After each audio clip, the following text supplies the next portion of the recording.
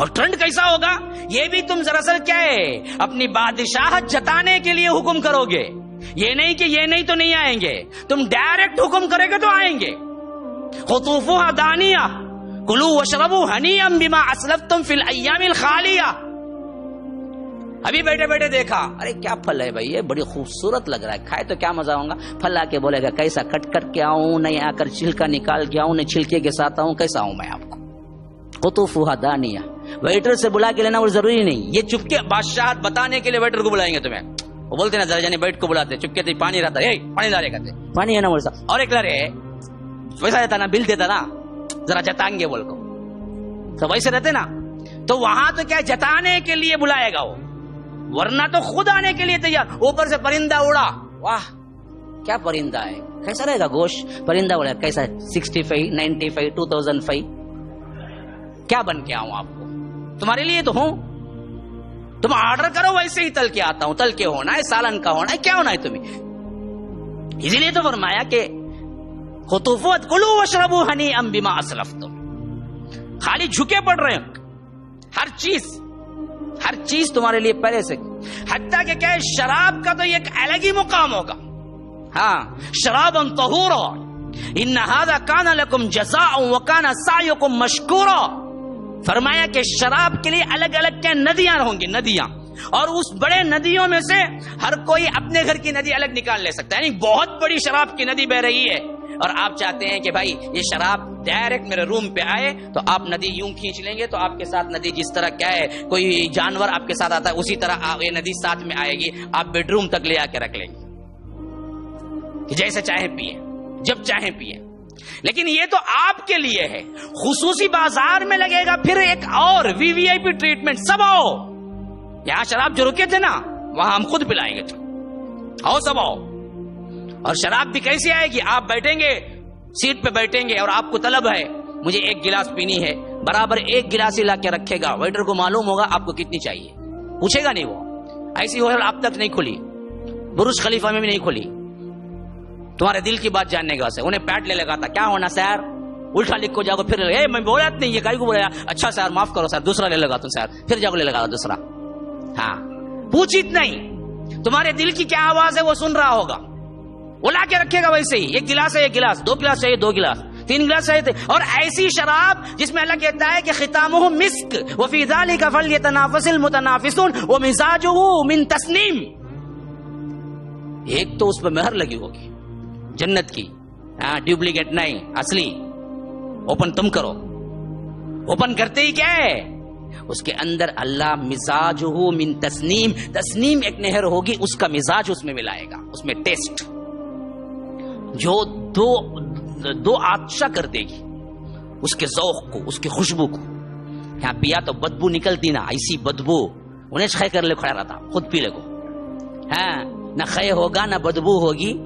اور شراب بنتی بھی کیسے معلوم ہے آپ کو, بالکل سڑے گلے جو چیزیں ہوتی ہیں نا, جو پھل, اس کو کئی دن تک دبا کے رکھنے کے بعد جو سران نکلتی ہے نا, وہ اصل شراب ہے. یہاں کی گندگی وہاں کی شرابن طہورا, پاک شراب.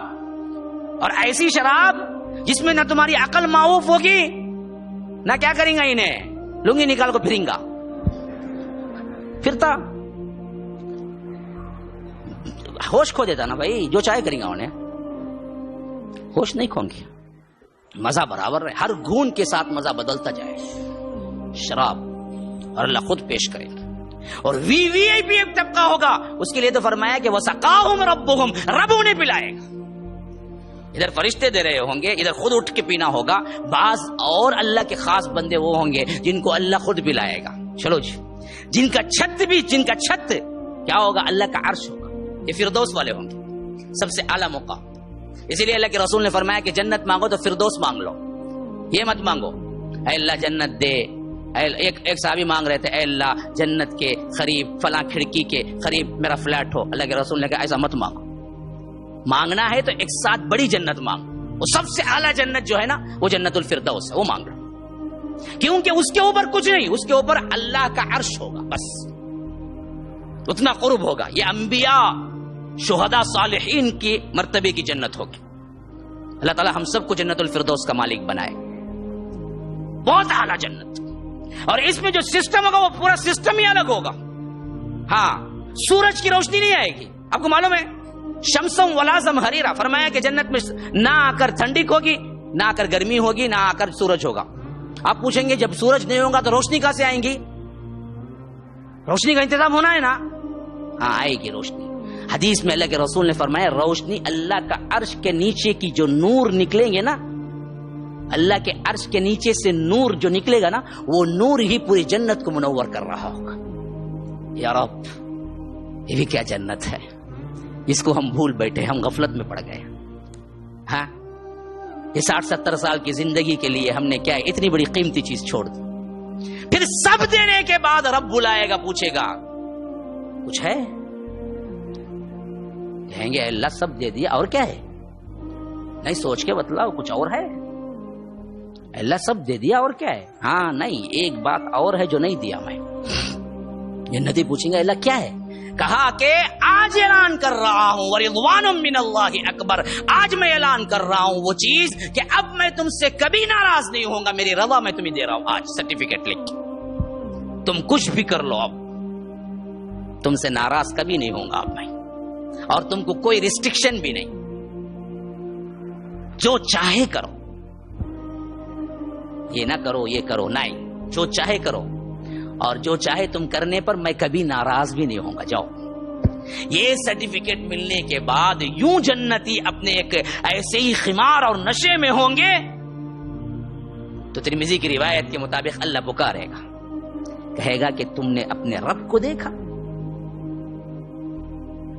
کہیں گے اللہ تجھ کو اصل حالت میں تو ہم نے نہیں دیکھا، ابھی تک بھی نہیں دیکھے ہوں گے. آخری نعمت اللہ تبارک و تعالی کہیں گے تم نے مجھے دیکھا ہے؟ نہیں. ابھی یہ بات چیت ہو رہی ہوگی کہ اللہ کے رسول کہتے ہیں کہ رب اپنے پردے کو اٹھائے گا.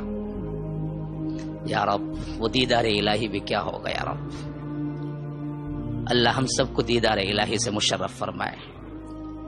وجوہ یومئذ ناظرۃ الی ربها ناظرہ،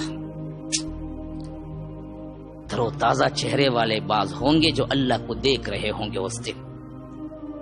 کہتے ہیں صحابہ کہ جیسے ہی اللہ پر نظر پڑے گی کائنات کی جنت کی ہر نعمت بھول جائیں گے جنتی لوگ، اللہ کو دیکھنے میں لگ جائیں گے.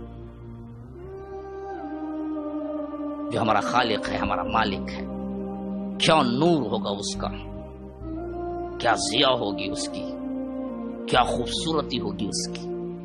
یہ آنکھیں یہاں دیکھ نہیں سکتی، وہاں اللہ الگ نور دے گا ان آنکھوں میں، جہاں اس پاور کو سنبھالنے کی قوت ہوگی.